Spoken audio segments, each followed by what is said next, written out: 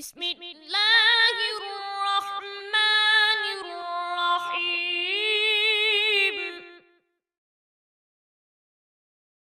वश्शम्सि वदुहाहा वल्क़मरि इज़ा तलाहा वन्नहारि इज़ा जल्लाहा वल्लैलि इज़ा यग़शाहा वस्समाइ वमा बनाहा वल्अर्दि वमा طحاها ونفس وما سواها فألهمها فجورها وتقواها قد أفلح من زكاها وقد خاب من دساها أعوذ بالله من الشيطان الرجيم بسم الله الرحمن الرحيم وبه نستعين وهو خير ناصر ومعين وصلى الله على محمد وآل محمد अम्मा बाद मोहतरम नाज़रीन, अख़लाक़ ऐं पाक ज़िंदगीअ जे इन्वान सां अव्हांजी ख़िदमत में हाज़िर आहियूं। असांजे अॼोके दर्स जो मौज़ू अमल जो दारोमदार नीयत ते आहे। इन मौज़ू सां अव्हांजी ख़िदमत में हाज़िर आहियूं। मौज़ू खे बयानु करण खां अॻु में लाज़िम आहे त मुक़दमे जे तौर ते हिकु ॿ जुमिला अव्हांजी बारगाह में पेश करियूं। इंसान जा जेके भी अमल आहिनि, चाहे अंदरूनी हुजनि या ॿाहिरियां अमल हुजनि, ॿिनि क़िस्मनि जा आहिनि। के अहिड़ा अमल आहिनि जेके नीयत जा मुहताज न आहिनि, जंहिंमें असांजे इरादे ऐं इख़्तियार जो को अमल दख़ल न आहे। मिसाल जे तौर ते असांखे बुख लॻणु, उञ लॻणु, या असांजे रगनि में जेको रत जारी आहे, रत जो हलणु, दिलि जो धड़कणु, इहे उहे शयूं आहिनि जेके असांजे इरादे, इख़्तियार ऐं नीयत खां बग़ैर ख़ुदि ब ख़ुदि अंजाम थी रहियूं आहिनि। अलाह साईं पंहिंजी हिकमत जी बुनियाद ते इन्हनि शयुनि खे अहिड़ो त बणायो आहे जेके ख़ुदि ब ख़ुदि ऑटोमेटिक तौर ते पंहिंजो कमु करे रहियूं आहिनि, जिन जे ज़रिए सां इंसानी ज़िंदगी जी बक़ा आहे, इंसान जी ज़िंदगी अॻिते वधी रही आहे। के वरी अहिड़ा अमल आहिनि जिन में असांजे नीयत, असांजे इरादे इख़्तियार जो अमल दख़ल आहे। उहे अमल तॾहिं ई थी सघंदा जॾहिं पंहिंजे इरादे इख़्तियार सां असां करियूं। असांजी ज़िंदगीअ जा अक्सर अमल अहिड़ा ई आहिनि जेके आम तौर ते असां नीयत, इरादे इख़्तियार सां अंजाम ॾींदा आहियूं, ऐं इहे ई उहे अमल हूंदा आहिनि जेके मुआशरे जी तरक़ी, ओसर, मुआशरे खे अॻिते वधाइण या मुआशरे जी तनज़ुली जो सबबु थींदा आहिनि। हिकु मुआशरो तॾहिं ई तरक़ी करे सघंदो जॾहिं उन्ही जे रहण वारा अफ़राद, माण्हू पंहिंजे इरादे इख़्तियार सां पंहिंजे मुआशरे जी तरक़ी घुरनि ऐं अहिड़ा अमल कनि जेके तरक़ी जे लाइ लाज़मी हूंदा आहिनि। इन मुक़दमे खां पोइ हिन ॻाल्हि ॾे अचूं त हर अमल जे लाइ, हर इख़्तियारी ऐं इरादी अमल जे लाइ नीयत जी ज़रूरत आहे। हाणे हिकु सवाल ही आहे त छा नीयत ऐं अमल ॿ शयूं आहिनि या हिकु ई शइ आहे? अगरि इहे जेकॾहिं ॿ शयूं आहिनि त पोइ छा इन्हनि जो हिक ॿिए सां पाण में राबितो बि आहे या इहे मुख़्तलिफ़, मुतज़ाद ऐं हिक ॿिए सां न ठहण वारियूं शयूं आहिनि? आम तौर ते इहो चयो वञे थो त नीयत ऐं अमल ॿ शयूं आहिनि। नीयत हिकु अलॻि शइ आहे जंहिंजो ताल्लुक़ दिलि सां आहे, नफ़्स सां आहे, इंसान जे अंदर सां आहे। अमल हिकु अलॻि शइ आहे जंहिंजो ताल्लुक़ ॿाहिरिनि कमनि सां आहे, ज़ाहिरी ॾेखारण सां आहे, जंहिंखे ॾिसी सघिजे थो, पसे सघिजे थो। इहे ॿ शयूं आहिनि। हाणे वरी इहो सुवाल पेश थींदो त जेकॾहिं इहे ॿ अलॻि शयूं आहिनि त इन्हनि ॿिन्ही मां अहमियत कंहिंजी वधीक आहे?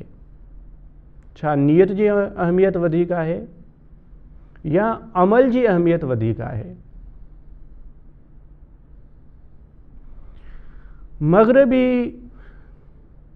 दानिश्वर आम तौर ते इहो नज़रियो इख़्तियार कनि था त नियत जी का हैसियत कान्हे। नियत हिकु अंदरूनी इरादो आहे, हिकु चाहत आहे, दिलि जी चाहत आहे, उन जी ॿी का अहमियत कान्हे। असल जेका सॼी अहमियत आहे उहा अमल जी आहे, उहा ज़ाहिरी अमल जी आहे जेको ॿियनि खे ॾिसण में अचे थो, जंहिंसां फ़ाइदो ऐं नुक़सानु थी सघे थो। तंहिंजे करे जेकॾहिं असां उन्हनि जी ज़िंदगीअ में सोच वीचार कयूं ऐं गौर फ़िक्र कयूं, उन्हनि जी नफ़्सियाती हालत अहिड़ी आहे जो हू जेको बि अमल कनि था उहो सिर्फ़ु ॾेखारण जे लाइ हूंदो आहे, ज़ाहिर करण जे लाइ हूंदो आहे। अने थी सघे थो पहिरें भेरे जेकॾहिं असां उन्हनि सां मिलूं, उन्हनि जे मुल्क में वञूं त असांखे ईअं लॻे त हीअ ॾाढा सुठा माण्हू आहिनि, खिली ॻाल्हाइनि था, सुहिणे अख़लाक़ सां मिलनि था, इस्तक़बाल कनि था, हाल अहवाल वठनि था, पर असांखे उन्हनि जी नियत जी ख़बर न आहे ऐं आमतौर ते उन्हनि वटि नियत जी अहमियत बि न आहे। उन्हनि जो कमु हीअ आहे त अहिड़ो ज़ाहिरी अख़लाक़ धारिजे जंहिंजी बुनियाद ते असां वधीक खां वधीक फ़ाइदो हासिलु करे सघूं।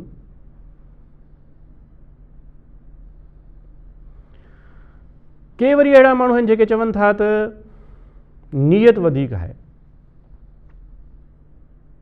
ऐं थी सघे थो त कुझु हदीसनि मां ग़लति सम्झाणी कढी करे, ग़लति मफ़हूम ऐं मतिलबु कढी करे हू चवनि त हदीसनि में बि ईअं ई आयो आहे त अनियत व असासुल अमल, नियत अमल जे लाइ बुनियादु आहे, अमल जो दारोमदार नियत ते आहे।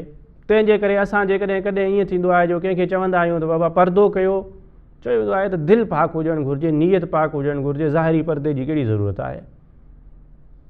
बसि दिलि पाक ऐं साफ़ हुजे। हू मुग़ालितो कनि था हिकु क़िस्म जो। ईअं इस्लाम जी तालीम इहा कान्हे। इस्लाम वटि नज़रियो हीअ आहे त नियत ऐं अमल पाण में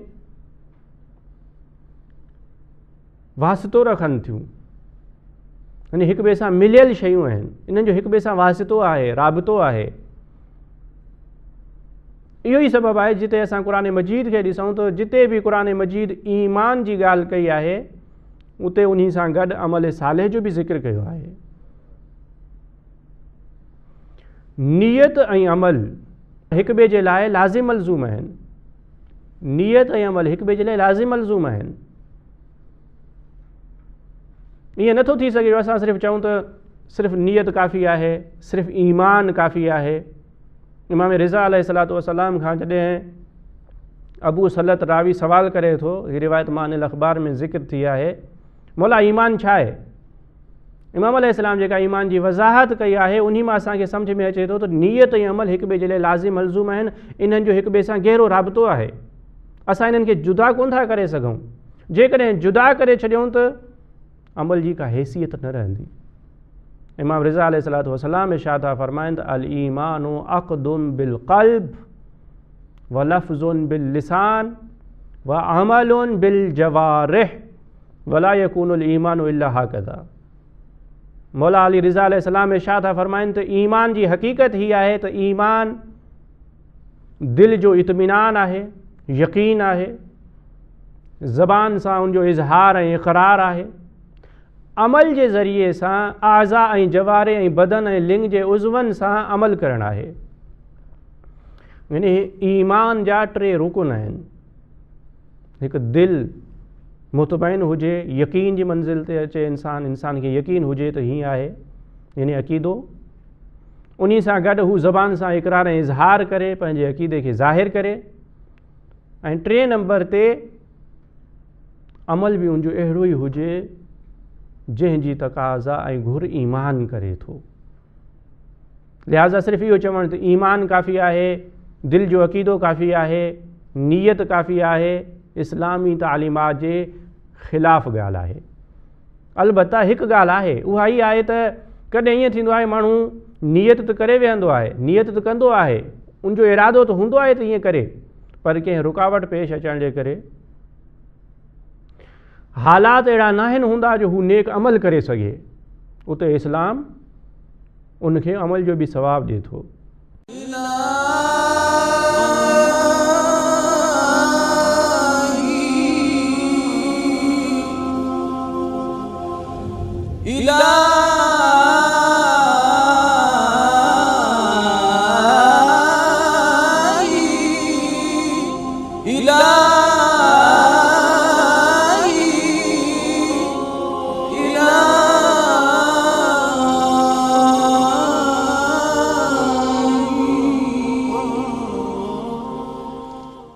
यानी जिते नियत पाक ऐं साफ़ हुजे ऐं इंसान खे मौक़ो न मिली सघे अमल करण जो, उते अलाह साईं पंहिंजे फज़ल ऐं इनायत ऐं करम सां नेक नियत जे करे उनखे सवाब अता करे थो।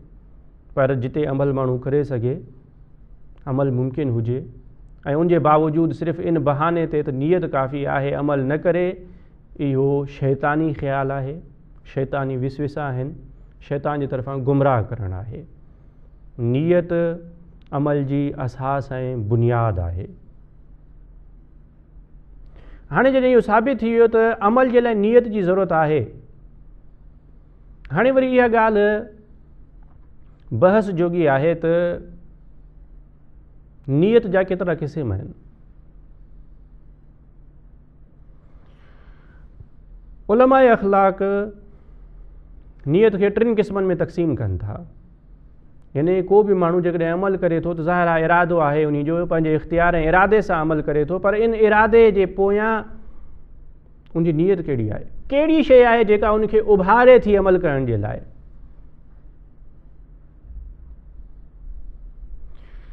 हिकु भेरो ईअं आहे त हू जेको अमल करे थो इन जे लाइ करे थो जो उन जी ज़ात जो फ़ाइदो आहे, यानी हू पंहिंजे शख़्सी फ़ाइदे खे नज़र में रखे थो, पंहिंजे ज़ाती मफ़ाद खे नज़र में रखंदे को अमल करे थो। अमल जे पुठियां जेका उनजी नियत आहे, जंहिं जी बुनियाद ते हू अमल अंजाम ॾिए थो, उहा ही आहे त मूंखे पंहिंजो फ़ाइदो थिए, ज़ाती फ़ाइदो, मफ़ाद परस्ती, ज़ात परस्ती। हू इहो नथो ॾिसे त मुंहिंजे इन अमल सां मुआशिरे जो कहिड़ो नुक़सानु थींदो, ॿियनि खे कहिड़ो नुक़सानु थींदो, फ़ाइदो थींदो। उन जी नियत सिर्फ़ु ऐं सिर्फ़ु हीअ आहे त मुंहिंजो फ़ाइदो थिए। ज़ाहिर आहे त हीउ माण्हू अख़लाक़ जे दायरे खां ई ॿाहिरि आहे, जंहिंखे का परवाह ई कान्हे त उन जे कम सां ॿियनि खे कहिड़ो नुक़सानु थींदो या ॿियनि खे छा थिए थो। उन जो पूरो ध्यानु इन ॻाल्हि ॾांहुं आहे त मुंहिंजो फ़ाइदो थिए। हीअ अख़लाक़ खां ई ॿाहिरि आहिनि। के अहिड़ा माण्हू आहिनि जेके अमल कनि था त उन्हनि जी नियत हीअ आहे त फ़ाइदो थिए, पर फ़ाइदो बि अहिड़ो जेको अख़लाक़ जे ज़रिए सां हासिलु थिए। ॿियनि लफ़्ज़नि में हू जेकॾहिं भले अख़लाक़ जो मुज़ाहिरो कनि था त उन्हनि जी नियत इहा आहे त इन अख़लाक़ जे करे मूंखे फ़ाइदो थिए। कंहिं दुकान वारे वटि तव्हां वञो त हू खिली ॻाल्हाईंदो, उनजो खिलणु इन जे लाइ आहे त जीअं हीउ मूंखां सामान वठनि ऐं मुंहिंजो फ़ाइदो थिए। उनजे अख़लाक़ जे पुठियां जेका नियत आहे उहा फ़ाइदे जी ई आहे। अख़लाक़ खे वसीले जे तौर ते, औज़ार जे तौर ते इस्तेमालु करे थो, वगरना उनजी नियत का इहा कान्हे त हीअ मुंहिंजी ज़िमेदारी आहे, एहसास मसूलियत करे, पंहिंजो इंसानी वज़ीफ़ो सम्झे, इंसानी अक़दार जी अहमियत जो क़ाइल हुजे। न न, हू सिर्फ़ु हीअ चाहे थो त मुंहिंजो फ़ाइदो थिए, पर ॾिसे थो त इहो फ़ाइदो तॾहिं ई हासिलु कंदो जॾहिं मां भले अख़लाक़ जो मुज़ाहिरो कंदुसि। मग़रिब में जेको बि अख़लाक़ पातो वञे थो सभु इन क़िस्म जो आहे। यानी हिन अख़लाक़ जी बुनियाद लालच ते आहे, मादी मनफ़ाअत ते आहे। इन जो इंसानी अक़दार, इन जो इंसानियत जे फ़ाइदे, एहसास मसूलियत ऐं ज़िम्मेदारी, ॿियनि जी हमदर्दी ऐं हमडोखी न आहे, बल्कि उन्हनि जी नियत हीअ आहे त मुंहिंजो पंहिंजो फ़ाइदो थिए। इस्लाम इन्हनि ॿिन्ही क़िस्मनि खे रद्द करे थो। इस्लाम थो चए त अमल नीयत सां ई थींदो। अमल जे लाइ नीयत लाज़मी आहे, पर नीयत अलाह साईं जो राज़िबो ऐं अहसास ज़िमेदारी हुजणु घुरिजे। यानी छो जो हीउ मुंहिंजो वज़ीफ़ो आहे, छो जो हीउ मुंहिंजी ज़िमेदारी आहे, तंहिंजे करे मां हिन खे अंजाम ॾींदुसि। हाणे मूंखे हीउ अमल करिणो आहे, अंजाम ॾियणो आहे, भले इन में मुंहिंजो ज़ाहिरी तौर ते खणी नुक़सान ई छो न थिए। ही इस्लामी नीयत ई आहे। इस्लाम जेका नीयत खे अहमियत ॾिए थो, उहा इहा नीयत आहे जंहिंमें इंसान एहसास मसूलियत जे करे कंहिं अमल खे अंजाम ॾिए। इंसानी अक़दार खे ज़िंदह करण जे लाइ कंहिं अमल खे अंजाम ॾिए, पोइ ज़ाहिरी तौर ते भले खणी उन जो नुक़सानु हुजे। इमाम हुसैन अलैहिस्सलातु वस्सलाम पंहिंजे वतन खां हिजरत कनि था, मके में पातल एहराम खे टोड़नि था, करबला पहुचनि था, उन बुख पंहिंजे अज़ीज़नि माइटनि जी क़ुर्बानी ॾियनि था। हाणे ज़ाहिरी तौर ते त इहो अमल को फ़ाइदे जो कोन्हे, पर न एहसास मसूलियत ज़िमेदारी जो एहसासु आहे। मूंखे पंहिंजो वज़ीफ़ो अंजाम ॾियणो आहे, मूंखे पंहिंजी ज़िमेदारी अंजाम ॾियणी आहे, भले मुंहिंजो ज़ाती फ़ाइदो न बि हुजे, पर हक़ जो पैगाम ईंदड़ नसलनि ताईं पहुचंदो। इस्लाम हमेशह जे लाइ महफ़ूज़ रहिजी वेंदो। इस्लाम जंहिं नीयत जी ताक़ीद करे थो, उहा नीयत इहा आहे, यानी जंहिंमें इंसान पंहिंजी ज़िमेदारी खे महसूस कंदे ॿियनि सां एहसास हमदर्दी जे तौर ते को अमल करे। अमल मुनाफ़िक़त जे लाइ न हुजे, ॾेखारण जे लाइ न हुजे, अख़लाक़ खे वसीलो न बणाइजे पंहिंजे ज़ाती मफ़ादनि जे लाइ। मग़रिब ईअं ई कयो आहे। थी सघे थो असांजा के नादान दोस्त उन्हनि खां धोखो खाइनि, त उन्हनि जो अख़लाक़ ॾाढो बेड़ो आहे, ॾाढो बहितर आहे, पर अॼु बि असां जेकॾहिं उन्हनि जे अंदरि हक़ीक़त खे ॾिसूं, उन्हनि जी हक़ीक़ी नीयत जी जेकॾहिं असांखे ख़बर पइजी वञे, उन्हनि जो हक़ीक़ी चहिरो असांजे साम्हूं अची वेंदो, या असां उन्हनि खां नफ़रत ई कंदासीं। हीअ कहिड़ी आज़ादी जो नारो आहे, इंसानी हक़नि जो नारो आहे, जेको सिर्फ़ु ऐं सिर्फ़ु मुस्लमाननि जे ख़िलाफ़ु इस्तेमालु कयो थो वञे। हिन जी नीयत इहा ई आहे। इस्लाम अख़लाक़ी अक़दारनि जो मुहाफ़िज़ आहे, पासदार आहे। असांखे ताक़ीद करे थो अहिड़ो अख़लाक़ अपनायो जंहिंजी नीयत इंसानियत सां हमदर्दी, ॿियनि जी मदद, अलाह साईं जो राज़िबो ऐं एहसास मसूलियत हुजे। दुआ करियूं था त ख़ालिक़ काइनात असांखे इस्लाम जे इन्हनि आला नूरानी तालीमात ते अमल करण जी तौफ़ीक़ अता फ़रमाए। अस्सलामु अलैकुम वरहमतुल्लाहि वबरकातुहू। अल्लाहुम्मा अन्फ़अना बिल-इल्म वज़य्यिन्ना बिल-हिल्म वजम्मिलना बिल-आफ़िया वकर्रिमना बित-तक़वा برحمتك يا أرحم الراحمين.